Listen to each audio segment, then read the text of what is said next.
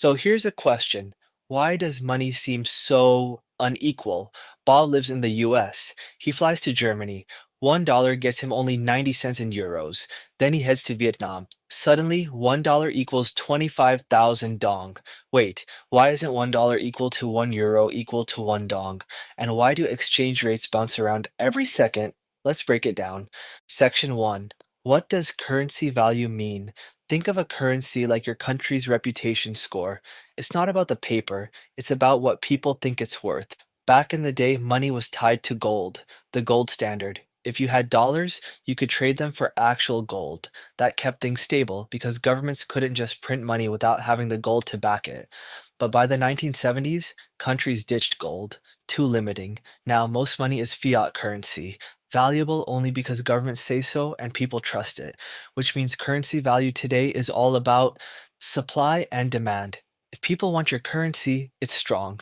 If they don't, well, ask Venezuela. Section 2. Inflation, the value killer. Inflation equals your money buys less over time. In 2022, $10 might get you two loaves of bread. By 2024, $10 gets you just one loaf. Same cash, fewer goods. Nobody wants to hold a currency that keeps losing value. Real example? Zimbabwe. In the 1980s, one Zimbabwe dollar was worth more than a US dollar, but after corruption and money printing, by the 2000s, one US dollar equals 600,000 Zimbabwe dollars. That's hyperinflation. At that point, people stopped trusting the money altogether. Section 3.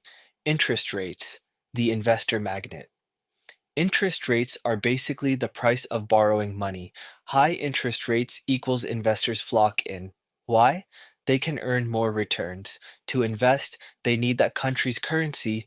Demand goes up, currency strengthens. But high rates also hurt locals. Borrowing for houses or businesses becomes too expensive, so central banks carefully raise or lower rates to balance growth and stability. That's why markets freak out every time the US Federal Reserve makes an announcement. Section 4. Country stability and foreign investment. Investors like safe bets. When China opened to foreign investment in the 1970s, companies needed Chinese yuan to build factories, pay workers, and trade. That boosted the yuan's value, but investors avoid unstable countries. If rules change overnight or protests disrupt business, foreign money pulls out fast. Stable politics plus stable economy equals stronger currency. Section 5. Exports and imports. Who buys what? Exports create demand for your money. Example, Japan sells cars worldwide. Buyers need yen to pay, yen strengthens. Meanwhile, if Japan imports coal from Australia, it needs Australian dollars. Australian dollar strengthens. The US dollar has a special advantage, oil. Since the 1970s, oil has been sold mostly in dollars, the petrodollar system. That makes the dollar the most demanded currency on earth, but smaller countries with little to export, they often just use stronger currencies like the US dollar to trade. Section 6. Pegged currencies. Copy paste stability. Some countries don't want the hassle of fluctuating rates. Solution? Peg their currency to a stronger one. Example, Brunei pegs its dollar 1 to 1 with Singapore. Belize pegs its dollar so two Belize dollars equals one US dollar. This keeps things stable, but risky. If the US dollar drops, Belize drops too. Section 7. Why not one global currency? Sounds simple, right? No exchange rates, no hassle. The euro tried this idea. Convenient, sure, but risky.